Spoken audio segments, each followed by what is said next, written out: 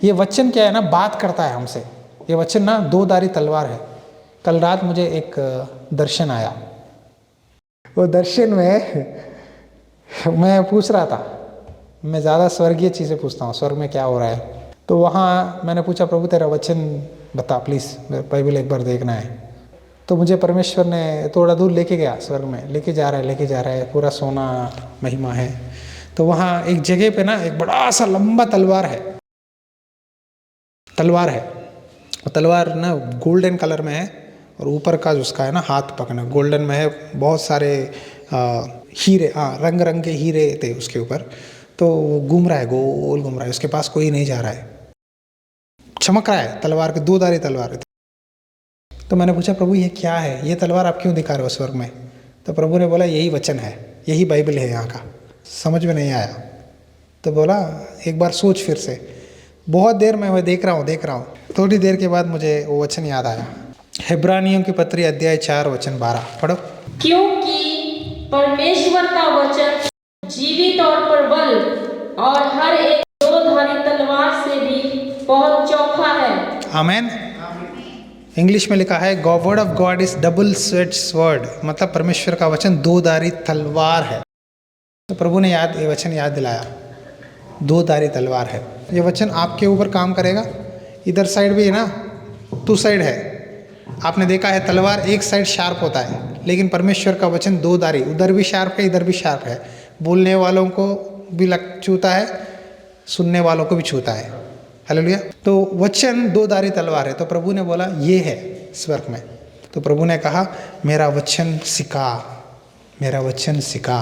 पहला यूहन्ना अध्याय 2 में, हे मेरे बालकों, मैं ये बातें तुम्हें इसीलिए लिखता हूँ कि तुम पाप ना करे, और यदि पाप करे कोई तो पिता के पास हमारा एक सहायक है, अर्थात धर्मी यीशु मसीह, और वही हमारे पापों का प्रायश्चित है, केवल हमारे ही नहीं वरन सारे जगत के पापों का भी। हालेलुया।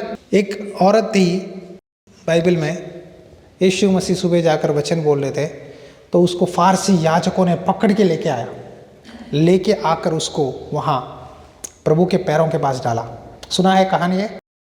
वो स्त्री को व्यभिचार में पकड़े थे।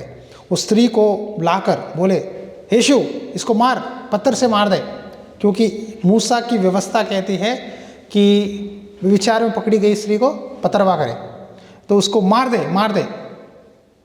प्रभु ने क्या बोला बताए?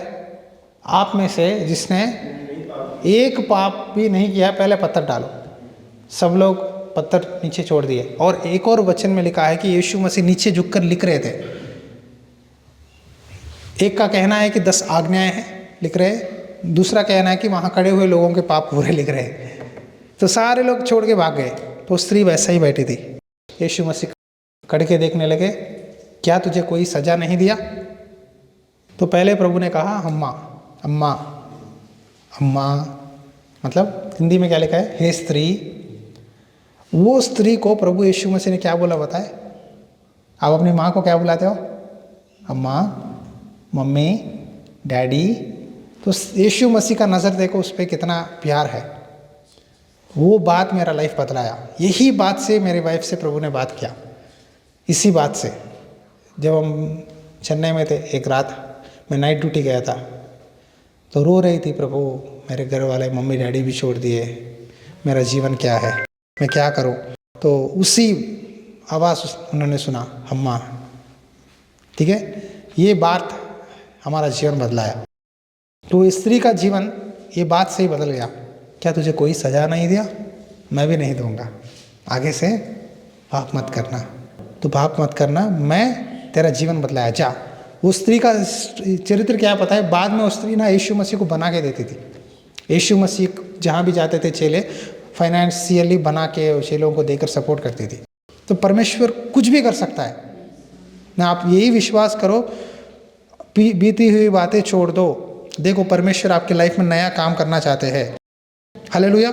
मेरा लाइफ परमेश्वर ने बदलाया, मेरा वाइफ का लाइफ बदलाया, आपका लाइफ भी परमेश्वर बदलाता है। हम में से एक भी अच्छे नहीं है, हमारा पुराना जीवन सारे कचरा ही है, लेकिन उस कचरे को परमेश्वर ने इसे निकाल कर मुझे आपको सबको निकाल कर धोकर अपने लहू से, वहाँ देखो प्रभु का बोझ है, धोकर आपको एक मौका दिया है। क्या दिया? मौका। ये मौके को हमें नहीं गंवाना चाहिए। चाहे जो भी हो जाए, मैं ये जीवन को प्रभु को लिए दे दिया तो ये प्रभु के लिए जीऊँगा। आप डिसाइड कर लो, मुझे 2025 से लेकर प्रभु के लिए जीना है। मैं मानता हूँ आपको सही शिक्षा नहीं है, प्रॉब्लम सही सब मैं मानता हूँ, लेकिन अब प्रभु आपको सही शिक्षा दे रहा है। ये शिक्षा पकड़कर प्रभु के मार्ग पे चलो। मैं चल रहा हूँ, मैं चाहता हूँ कि आप भी मेरे साथ चले। आमीन। तो यह लिखा है, यदि हम उसकी आज्ञाओं को मानेंगे, पवित्र मार्ग में, प्रभु के मार्ग में कैसा चलना है, अगर हम मानेंगे तो इससे हम जान लेंगे कि हम उसे जान गए हैं। जो कोई यह कहता है कि मैं उसे जान गया हूँ और उसकी आज्ञाओं को नहीं मानता, वह झूठा है और उसमें सत्य नहीं है। पर जो कोई उसके वचन पर चले, उसमें सचमुच परमेश्वर का प्रेम सिद्ध हुआ है। इसी से हम जानते हैं कि हम उसमें हैं। आपको मैं एक सीक्रेट बोल रहा हूँ, यीशु मसीह आपके अंदर है। किसने बोला पता है? प्रेरित पौलुस ने बोला, कोई नहीं बोले। यीशु मसीह मेरे अंदर है। जब यीशु मसीह आपके हाथ, आपके पैर, आपका शरीर के अंदर है तो पाप आपके अंदर काम नहीं करेगा। आ रहा है समझ में? बस ये बात याद रख लो, आज से लेकर यीशु मसीह आपके अंदर है। मैं चाहता हूँ कि आने वाले दिनों में आप सब लोगों के द्वारा कई लोग प्रभु में आए, आपकी बातों के द्वारा, आपकी गवाही के द्वारा, आपके जीवन में कई लोग प्रभु को मानना है। ये सिस्टर की बातों से मैं प्रभु के भवन में आया, ये ब्रदर के आशीष के द्वारा मेरे लाइफ, इनको देखा, इनको परखा, इनकी प्रार्थना के द्वारा मैं आया। इस तरह आप सबके लाइफ में प्रभु काम करना है। हालेलुया। आपको विश्वासी से लेकर मुझे चेले बनाना है।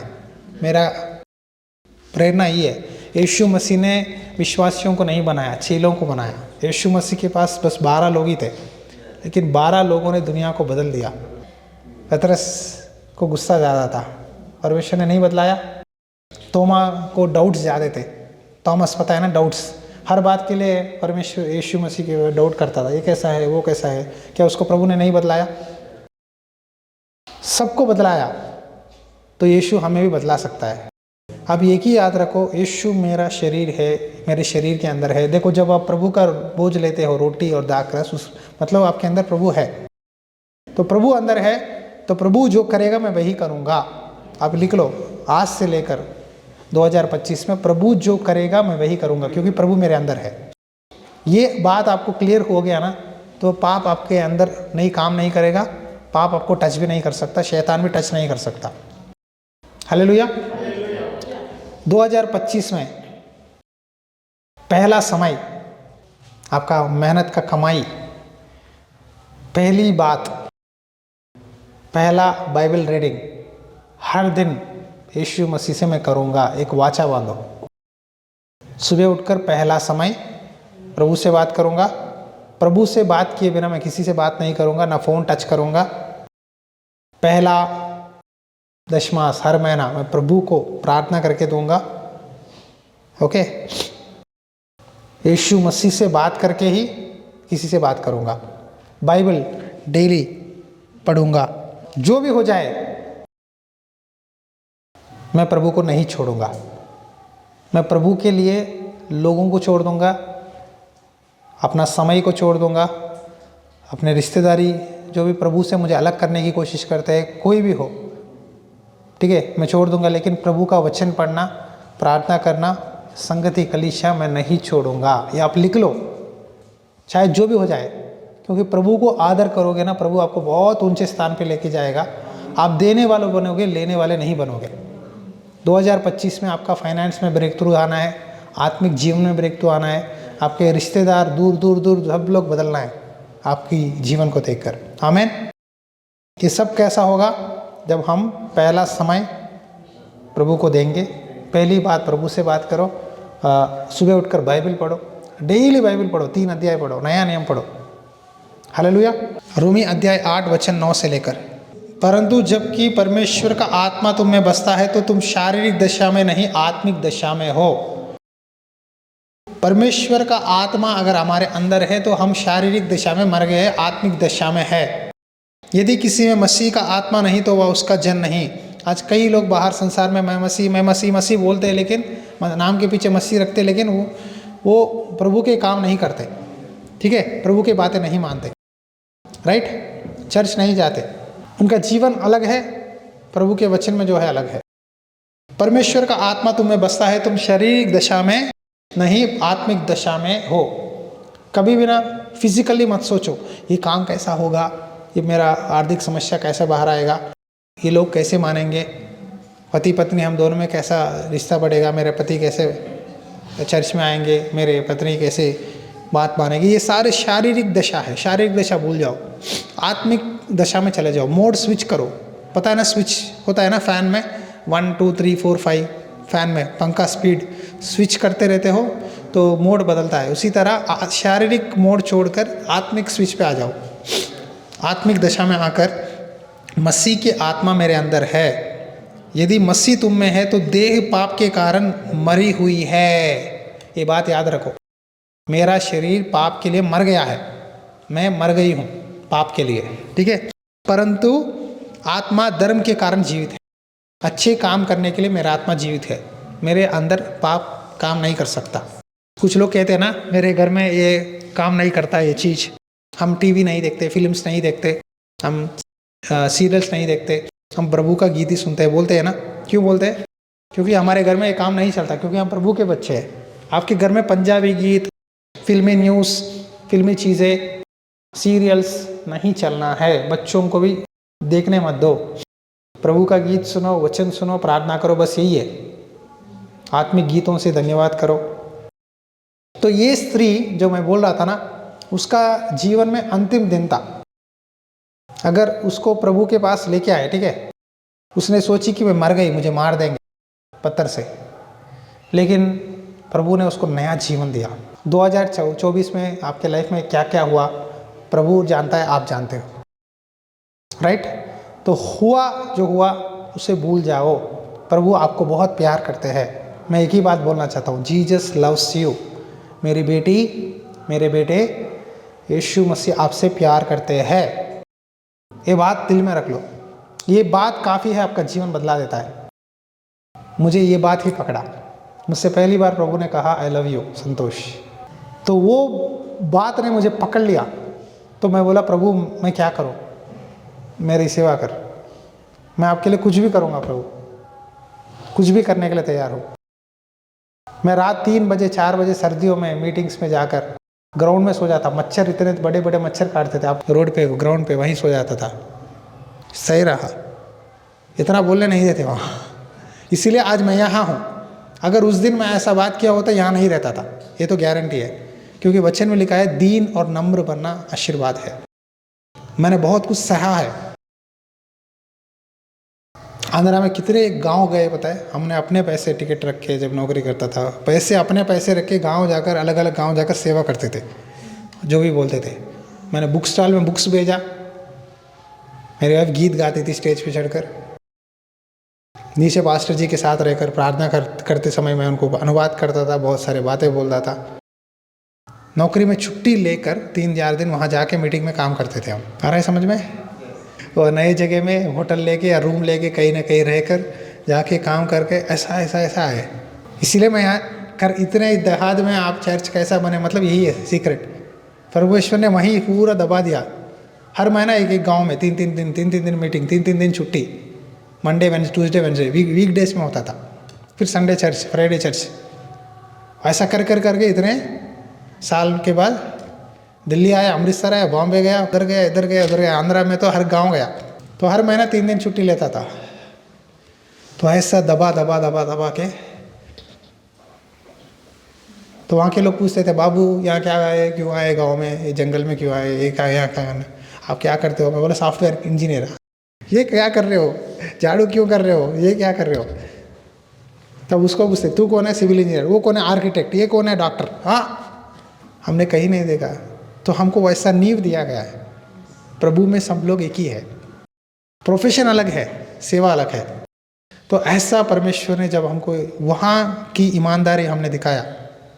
कभी परमेश्वर के दास मुझे डांटे तो मैं खुश होता था, मुझे तैलाभिषेक है। कभी कभी मेरी गलती नहीं होती थी, फिर भी कुछ बात सुनना पड़े तो ये काम क्यों नहीं हुआ तो डांटते थे, फिर मैं सर झुका के क्षमा करिए मैं करूँगा, एक ही बात, उतना टाइम नहीं रहता था। तो आज मैं ये स्थिति में हूँ क्योंकि मैं सीखा, समझा प्रभु का प्यार में आगे बढ़ा। आपकी भलाई मैं चाहता हूँ, आप आशीष पाए, प्रभु में बढ़े, प्रभु का वचन आत्मा काम करना है, आत्मिक स्थिति में बढ़ना है। शारीरिक दशा छोड़ दो, शरीर से मत सोचो, शरीर से सोचोगे ना सब दिक्कत ही होगा, हाथ दुखेगा, वो दुखेगा, सारे दुखेंगे। स्विच हो जाओ मोड, आत्मिक स्थिति में सोचो, आज मुझे प्रभु से मिलना है, चाहे जो हो जाए मैं मिल के ही रहूँगा। मेरा शरीर खींच रहा है ना, कोई बात नहीं, दवा डाल के खींचूंगा उसको। इंजन के पीछे बोगी है ना, इंजन के पीछे ना रेल के कंपार्टमेंट्स होते हैं, उस तरह खींचना है शरीर को, आत्मिक प्रभु का वचन से खींचना है। हालेलुया। इस बातों को कंक्लूड करते हुए 3 बातें बोलता हूँ। पश्चाताप करो, पुराने बातें डिलीट पता है ना, कंप्यूटर में डिलीट होता है, डिलीट हो गया। आपको प्रभु एक और मौका दे रहा है। ये 25 में आज से लेकर आप जो करते हो उसका प्रभु देखता है। तो प्लीज़ प्रभु के लिए खड़ो, अपना जीवन प्रभु के लिए दो, आत्मिक स्थिति में आ जाओ, शारीरिक दशा को छोड़ दो, शारीरिक कामों को मार दो, मर गया है।